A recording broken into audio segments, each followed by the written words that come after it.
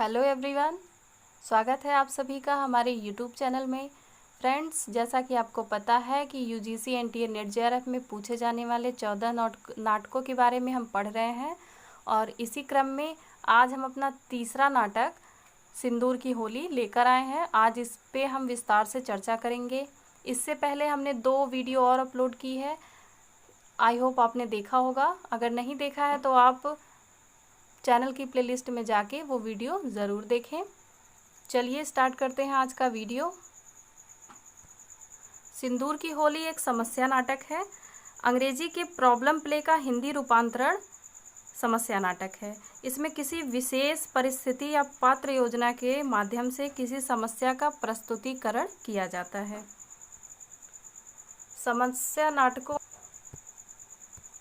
समस्या नाटकों में कोई समाधान नहीं होता है और इन नाटकों का स्वर अनास्थावादी होता है। इन नाटकों में मध्यवर्गीय जीवन के अंतर्विरोधों, संत्रास, ऊब, घुटन एवं कुंठा का चित्रण किया जाता है। हिंदी में समस्या नाटकों के जन्मदाता लक्ष्मी नारायण मिश्र को माना जाता है और इनके 6 नाटकों को गिना जाता है, जिसमें सबसे पहला नाटक सन्यासी है, जिसका रचनाकाल 1929 है। इसके अतिरिक्त राक्षस का मंदिर, मुक्ति का रहस्य, राजयोग, सिंदूर की होली और आधी रात, ये 6 इनके समस्या नाटक गिने जाते हैं, जिसमें से आज हम सिंदूर की होली को पढ़ेंगे। समस्या नाटककारों में लक्ष्मी नारायण मिश्र के अतिरिक्त उपेंद्र नाथ अश्क, भगवती चरण वर्मा, सेठ गोविंद दास, उदय शंकर भट्ट, जगदीश चंद्र माथुर, हरि कृष्ण प्रेमी, पृथ्वीनाथ शर्मा, लक्ष्मी नारायण लाल, भुवनेश्वर प्रसाद इत्यादि के नाम उल्लेखनीय हैं। तो आज के इस वीडियो में हम पढ़ेंगे हिंदी में एक समस्या नाटक सिंदूर की होली, जिसके नाटककार लक्ष्मी नारायण मिश्र हैं और इसकी रचना 1934 में हुई है। इसमें कुल अंकों की संख्या 3 है। अगर इनके पात्रों की बात करें तो पात्र एवं चरित्र चित्रण में कुल 9 पात्र हैं, जिसमें 7 पुरुष हैं और 2 स्त्री पात्र हैं। अब ये कौन कौन है इन्हें देख लेते हैं। तो रजनीकांत, मनोज शंकर, मुरारी लाल, माहिर अली, भगवंत सिंह, हरनंदन सिंह, चंद्रकला, मनोरमा, डॉक्टर। इन 9 पात्रों में मनोज शंकर, मुरारी लाल, चंद्रकला, मनोरमा, ये 4 प्रमुख पात्र हैं और अन्य पात्र जो है वो नाटक के विकास में सहयोगी हैं। चलिए अब इन पात्रों के बारे में थोड़ी थोड़ी जानकारी ले लेते हैं। तो सबसे पहले नंबर पे आते हैं मुरारी लाल, जो एक डिप्टी कलेक्टर हैं, जिनकी उम्र 40 साल है और ये एक रिश्वतखोर अफसर हैं। इसके बाद चंद्रकला है, जो डिप्टी कलेक्टर मुरारी लाल की पुत्री है, जिसकी उम्र 20 साल है और ये रजनीकांत से प्रेम करती है और ये एक शिक्षित नारी है और एक विद्रोह करने वाली नारी। इसके अतिरिक्त मनोरमा, जिसकी उम्र चंद्रकला की उम्र से 2 साल छोटी है, यानी 18 साल की है। जब ये 8 साल की थी तब इसका विवाह हो गया था और 10 साल की उम्र में ये विधवा हो गई थी। चंद्रकला के पिता डिप्टी कलेक्टर मुरारी लाल इसे वासना की नज़र से देखते हैं। इसके अतिरिक्त इस नाटक का एक और पात्र है मनोज शंकर, जो मुरारी लाल के दोस्त का बेटा है, वह भी इसे वासना की नज़र से देखता है। मनोरमा एक विधवा स्त्री है और इस पूरे नाटक के स्त्री पात्रों में ये सबसे विवेकशील पात्र है। अब नाटक का चौथा प्रमुख पात्र मनोज शंकर है, जिसके पिता की हत्या 12 साल की उम्र में हो जाती है। जब ये 12 साल का था तब इसके पिता की हत्या हो जाती है और इसी मानसिक द्वंद्व के कारण इसका पढ़ाई में मन नहीं लगता है। ये मनोरमा से प्रेम करता है और एक शिक्षित युवा है। इस नाटक के पात्रों में रजनीकांत है, जो रमापति का पुत्र है और 17 से 18 वर्ष इसकी उम्र है। और इस नाटक के 2 पात्र हरनंदन सिंह और भगवंत सिंह के हाथों इसकी मृत्यु हो जाती है, क्योंकि वे दोनों इसकी संपत्ति को हड़पना चाहते हैं। ये चंद्रकला का प्रेमी है। माहिर अली, जो डिप्टी कलेक्टर मुरारी लाल का मुंशी है, जो लोगों से रिश्वत लेकर के और अपना कमीशन निकालता है, उनमें से एक लालची प्रवृत्ति का व्यक्ति है माहिर अली। भगवंत सिंह जो इस नाटक में एक जालिम व्यक्ति के रूप में चित्रित किए गए हैं, जिन्होंने रजनीकांत के पिता की मृत्यु के बाद उसकी संपत्ति को हड़पना चाहते हैं और इसीलिए वे रजनीकांत की हत्या करवा देते हैं। इस काम में इनकी सहायता हरनंदन सिंह भी करता है, जो कि रजनीकांत का ममेरा भाई है और भगवंत सिंह के साथ रहता है ये। इसके अलावा आखिरी पात्र है डॉक्टर, जो चंद्रकला का इलाज करता है। अब इसके कथानक को देख लेते हैं और कथानक के साथ इसकी कथा वस्तु को भी समझ लेते हैं। सिंदूर की होली लक्ष्मी नारायण मिश्र के नाटकों में अत्यंत प्रौढ़ एवं सर्वश्रेष्ठ कृति है। इस नाटक के कथानक में चिरंतन नारीत्व की समस्या पर आधारित इस सामाजिक समस्या प्रधान नाट्य कृति में नायिका चंद्रकला का रजनीकांत के प्रति गहरे आकर्षण, प्रेम एवं अंत में मरणासन रजनीकांत के हाथों उसके हाथ की उंगलियों से सिंदूर लगाकर सदा के लिए उसकी हो जाने की कथा को पिरोया गया है। स्त्री समस्या के अंतर्गत इस नाट्यकृति के फलक में चंद्रकला और रजनीकांत के अतिरिक्त एक समांतर डिप्टी कलेक्टर मुरारी लाल के चारित्रिक पतन की कथा को भी बुना गया है और इसके माध्यम से नाटककार लक्ष्मी नारायण मिश्र ने अफसर वर्ग की समस्या को भी वाड़ी दी है, जो रिश्वत के सहारे जीवन यापन करते हैं। इस प्रकार सिंदूर की होली नाट्यकृति की कथावस्तु स्वतंत्रता पूर्व भारतीय समाज का वह चित्र है जिसमें मुरारी लाल जैसे रिश्वतखोरों और जमींदारों के अत्याचार के साथ साथ स्त्री पुरुष से संबंधित अन्य सामाजिक समस्याओं को मनोवैज्ञानिक धरातल पर वाड़ी मिली है। कथानक की दृष्टि से लक्ष्मी नारायण लाल की यह एक मौलिक रचना है। देखा जाए तो यह एक समस्या नाटक है, किंतु यह नाटक समस्या का समाधान प्रस्तुत नहीं करता है। चलिए अब इसकी कथा वस्तु को ध्यान से सुनते हैं। तो प्रातःकाल 9:30 बजे का समय है। पहले अंक में सबसे पहला सीन यही है नाटक का कि प्रातः 9:30 बजे का समय है और डिप्टी कलेक्टर मुरारी लाल अपने बरामदे में आके बैठते हैं। फिर उसके बाद उनके मुंशी माहिर अली का आगमन होता है, जो ये बताते हैं कि भगवंत सिंह के भतीजे यानी जो उनके वकील हैं वो आ रहे हैं।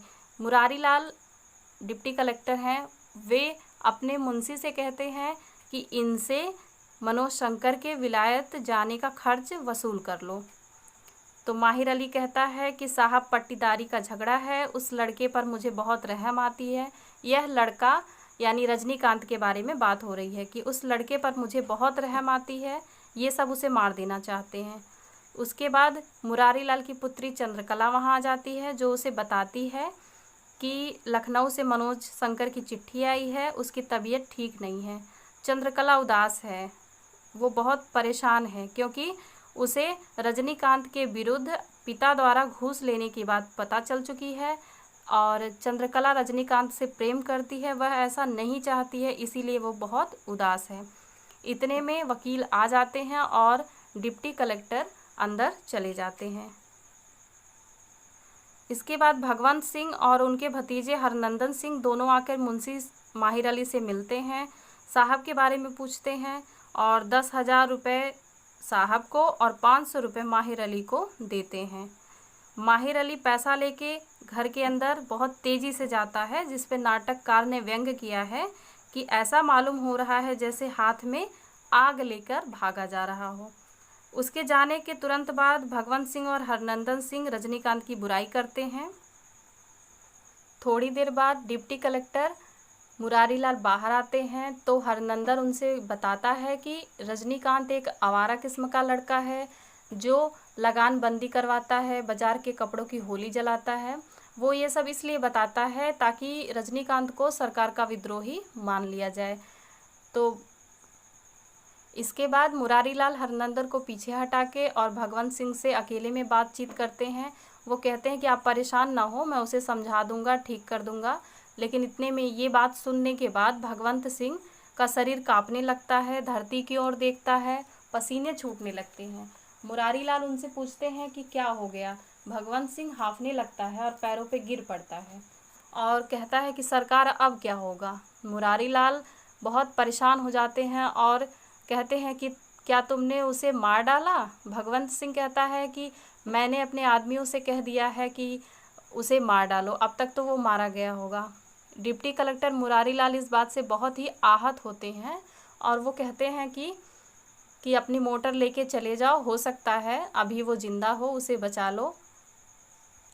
मुरारी लाल इस घटना से बहुत दुखी हो जाते हैं और वो भोजन करने से भी मना कर देते हैं। ये सारी बातें चंद्रकला अंदर से सुन लेती है। इसके बाद मनोरमा का प्रवेश होता है, जो एक चित्र लेकर आती है जिसको उसने बनाया है। इस चित्र में उसने रजनीकांत के चित्र को बनाया है।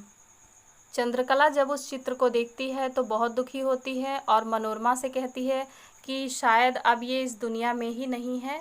उस दुष्ट राय साहब ने उसे मरवा डाला है, इसीलिए 10,000 रुपये देकर गया है। मनोरमा कहती है कि क्या एक व्यक्ति के जीवन की कीमत केवल 10,000 रुपये हो सकता है। इसके बाद चंद्रकला रोने लगती है और कहती है कि उसका हंसना तो जैसे एक साथ जूही के असंख्य फूलों का बरसना था। और चित्र का नाम मनोरमा ने यौवन के द्वार पर रखा था। चंद्रकला ने कहा मृत्यु के द्वार पर कर दो, क्योंकि वह मर चुका है। और यह कह के चंद्रकला रोने लगती है। तभी मुरारी लाल आ जाते हैं। चंद्रकला उठ के अंदर चली जाती है। मुरारी लाल मनोरमा से पूछते हैं कि इसे क्या हो गया है, मेरी बेटी क्यों रो रही है, मैं जानना चाहता हूँ कि ये क्यों उदास है। मनोरमा ने बहाना बनाया कि मैं यहाँ से जा रही थी, इसीलिए ये उदास हो गई है। मुरारी लाल रजनीकांत के चित्र को देख के मनोरमा से पूछता है कि तुमने इसे क्यों बनाया है, इसे बनाने से तुम्हें क्या लाभ है। तो मनोरमा उत्तर देती है कि कला की साधना अपने लाभ के विचार से नहीं होती है। इसके बाद नाटक में अगले पात्र मनोज शंकर का प्रवेश होता है, जो लखनऊ से सीधा घर आता है और आकर कुर्सी पे बैठ जाता है। माहिर अली उसका सामान लेकर साथ में आता है। रजनीकांत का जब वो चित्र देखता है तो कहता है कि माहिर अली इसी के बारे में बता रहा था मुझे रास्ते में। मुरारी लाल बाहर आते हैं और पूछते हैं कि तुम यहाँ क्या कर रहे हो, तुमने परीक्षा क्यों नहीं दी, क्या तुम्हें रुपया नहीं मिला। मनोज शंकर जवाब देता है कि मैं कहता हूँ कि 15 दिन हुए मुझे 400 रुपये भेजे थे आपने, और फिर 200 क्यों भेज दिए। आपको 600 तनख्वाह मिलती है और आप पूरे के पूरे पैसे मुझे भेज देंगे तो घर का काम कैसे चलेगा। क्या आप इस व्यक्ति को मारने में सहयोग कर रहे हैं जिसका अंश आपको मिल रहा है। ये बहस होती ही है, तभी कुछ लोग एक डोले में रजनीकांत को उठाकर ले आते हैं और ला करके डिप्टी कलेक्टर के घर के बाहर रख देते हैं। मुरारी लाल उन्हें देख करके चौंक पड़ता है, बोलता है क्या रजनीकांत का अंत हो गया, बदमाश ने उसे मरवा ही डाला।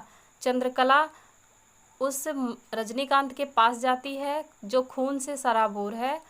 वह आंखें खोलकर चंद्रकला की ओर देखता है। चंद्रकला क्षण भर उसे देखती है और फिर अपने आप को संभाल नहीं पाती है और रोते हुए घर के अंदर चली जाती है। इस प्रकार पहले अंक का समापन यहाँ हो जाता है। अब दूसरे अंक को देखते हैं।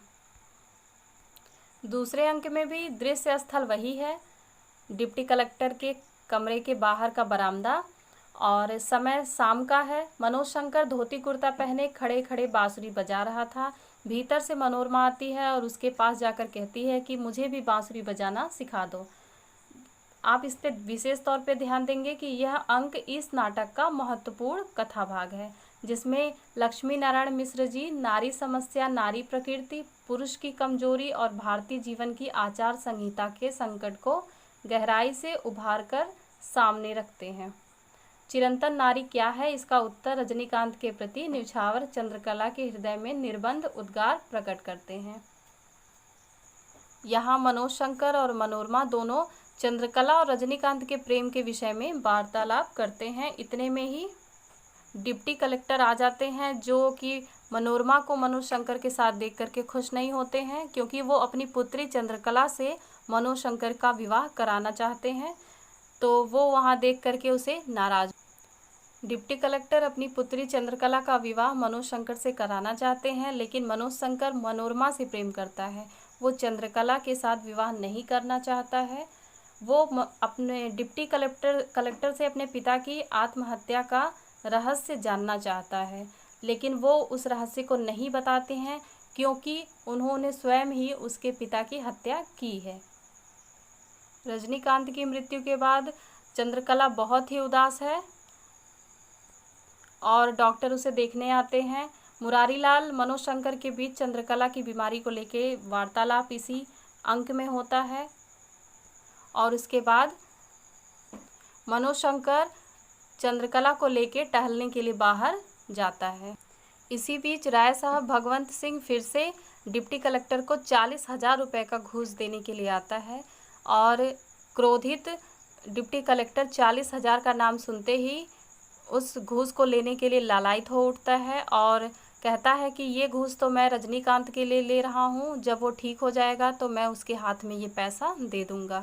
इसके माध्यम से नाटककार एक अफसर के चारित्रिक पतन का उल्लेख करता है। यहाँ पे दूसरा अंक समाप्त होता है। तीसरे अंक की बात करें तो वही दिन है, दृश्य स्थल भी वही है, रात्रि के 10 बजे का समय है और बरामदे में माहिर अली बैठा रो रहा है। उसी समय मनोरमा वहाँ आती है, कुछ बोलना चाहती है, माहिर अली उसे टोक देता है। मनोरमा वहाँ से जाने लगती है तो वहाँ चंद्रकला और मनोज शंकर दोनों सामने आ जाते हैं और माहिर अली से पूछते हैं कि तुम क्यों रो रहे हो। वो कहता है कि दुनिया किस्मत की रोती है और मैं भी रो रहा हूँ। फिर चंद्रकला की ओर देख के कहता है कि इधर राय साहब भगवंत सिंह ने 40,000 दिया साहब को, उधर अस्पताल से खबर आई कि उसकी हालत ख़राब हो गई, मौत के वक्त का बयान लेने फ़ौरन आइए। माहिर अली के इस बात को सुनते ही चंद्रकला घबरा जाती है, जबकि वो अस्पताल से रजनीकांत को देखकर लौटी ही है, तब उसकी ऐसी हालत ख़राब नहीं थी। चंद्रकला बहुत परेशान हो जाती है और इसके बाद इस घटना से दुखी माहिर अली मनोज शंकर को उसके पिता की हत्या के बारे में बता देना चाहता है और वो कहता है कि आप मेरे साथ अस्पताल चलिए, मैं आपको रास्ते में सब कुछ बता दूंगा। चंद्रकला कमरे के अंदर से नीले रंग की साड़ी पहन के आती है। चंद्रकला को देख के मनोज शंकर पूछता है कि क्या तुम भी अस्पताल हमारे साथ चलोगी। चंद्रकला कहती है कि मैं घंटे भर से ऊपर वहाँ रही हूँ, अब किस लिए जाऊँगी तो क्या मरते हुए को जिला दूँगी। मनोज शंकर फिर बोलता है कि मालूम होता है उतना समझाना व्यर्थ हो गया, जो मैंने तुम्हें पूरे रास्ते में समझाया वो सभी समझाना व्यर्थ हो गया। चंद्रकला गंभीर हो जाती है, कहती है जाते हो तो क्यों नहीं जाओ, जाते क्यों नहीं, समझाने का भी बहुत समय है, मैं आज ही नहीं मरूंगी। मनोज शंकर चला जाता है। चंद्रकला बहुत परेशान है। उसकी बात मनोरमा से होती है। मनोरमा पूछती है कि क्या मनोज शंकर से अब भी तुम प्रेम नहीं करती हो, क्या तुम उससे विवाह नहीं करना चाहती हो। इसके बाद बात आगे बढ़ती है। चंद्रकला मनोरमा से कहती है कि मनोरमा तुम्हारा आदर्श मेरे सामने है, तुम 8 वर्ष की अवस्था में विधवा हुई थी, मैं आज 20 वर्ष की अवस्था में विधवा हो रही हूँ, तुम्हारा निभ गया तो क्या मेरा नहीं निभेगा। दोनों आपस में प्रश्न उत्तर करते हैं। मनोरमा कहती है कि मेरा विवाह हो चुका है, चंद्रकला भी कहती है कि मेरा भी विवाह हो चुका है। हाँ, 2,000 आदमियों ने भोजन नहीं किया, थोड़े से मंत्र और श्लोक नहीं पढ़े गए, यही न, लेकिन विवाह तो मेरा भी हो गया। मनोरमा के पूछने पे कि तुम्हारा विवाह कैसे हुआ, तो वो बताती है कि जब वो बाहर मनोज शंकर के साथ टहलने गई थी तो वो अस्पताल गई थी और अपने साथ सिंदूर की डिब्बी लेके गई थी, जिससे उसने रजनीकांत के हाथों से अपनी मांग भर ली थी। ये सब सुन के मनोरमा बहुत ही परेशान हो जाती है। चंद्रकला कहती है कि मुझे मौका मिल गया, उनके हाथ पर सिंदूर रखकर मैंने लगा लिया है, देखती नहीं हो कैसे सिंदूर की होली खेली गई है। मनोरमा उसकी बात सुनकर चिंतित हो जाती है और उससे कहती है कि तुम शांत रहो, तुम्हारा चित्त इस समय स्थिर नहीं है। चंद्रकला चुप नहीं है क्योंकि वो विषाद में है तथा भाव के आवेश में भी है। चंद्रकला मनोरमा से कहती है कि तुम्हारा विधवापन तो रूढ़ियों का विधवापन है, वेद मंत्रों का और ब्रह्मभोज का विधवापन है। जिस पुरुष को तुमने कभी देखा ही नहीं, जिसकी कोई धारणा तुमने की नहीं, जिसकी कोई स्मृति तुम्हारी आत्मा को नहीं हिला पाती है, उसका वैधव्य कैसा वैधव्य। वो व्यक्ति मर गया तो कौन सा दुख या कौन सा विधवापन। लेकिन मैं 20 साल की हूँ, मैंने उस व्यक्ति को देखा है, मैंने उससे विवाह किया है। वो वो कहती है कि शास्त्र और संस्कार मेरा मत है, मेरी आत्मा को जो स्वीकार है, बस और कुछ नहीं। इस तरह चंद्रकला और मनोरमा में काफ़ी देर तक वाद विवाद होता है। दोनों की बात होती ही है कि तभी मोटर की आवाज़ आती है। मुरारी लाल घर आ जाते हैं। उनका चेहरा बहुत ही उतरा हुआ है, आंखें कठोर हो गई हैं। मनोरमा घर के अंदर चली जाती है, लेकिन चंद्रकला वहीं रह जाती है। मुरारी लाल क्रोध में अपनी पुत्री चंद्रकला से कहते हैं कि मेरे सामने लाज आ रही है, और भरे अस्पताल में उसके सिर पर हाथ रखने में, उसके तलवों को सहलाने में लाज नहीं आती।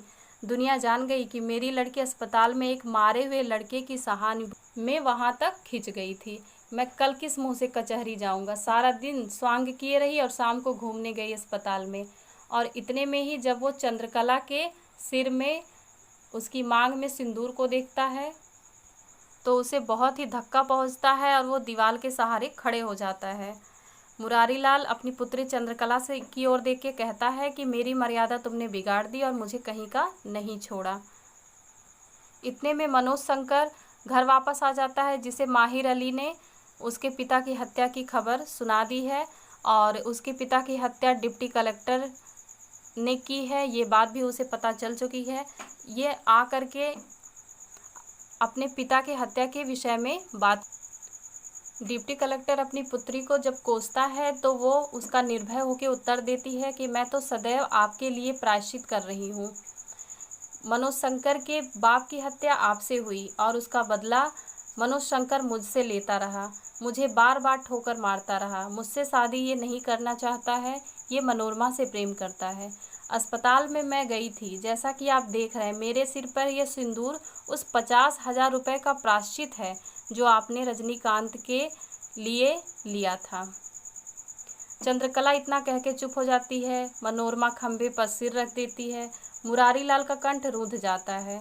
मनोज शंकर बांसुरी निकाल के बजाना चाहता है, लेकिन उसकी आवाज़ नहीं निकल। मुरारी लाल दुखी होकर पूछता है कि अब क्या होगा, और चंद्रकला इसका उत्तर देती है, आपने कृपा कर मुझे शिक्षा इतनी दे दी है कि मैं अपना निर्वाह कर सकूं।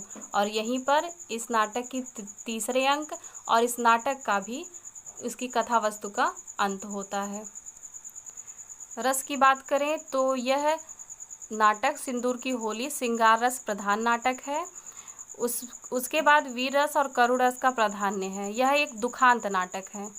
उद्देश्य तो इस नाटक में सामाजिक लांछन व चिरंतन नारीत्व से संबंधित प्रेम समस्या को उभारना नाटककार का मुख्य उद्देश्य रहा है। इसके अतिरिक्त विधवा विवाह की समस्या, काम संवेग की समस्या का विश्लेषण करना भी अन्य प्रमुख उद्देश्य है। तो आई होप आपने नाटक को ध्यान से सुना होगा, उनके पात्रों को समझ लिया होगा, उनके कथन और संवादों को भी ध्यान से सुना होगा। चलिए नेक्स्ट वीडियो में मिलते हैं किसी और नाटक के साथ। Thank you friends.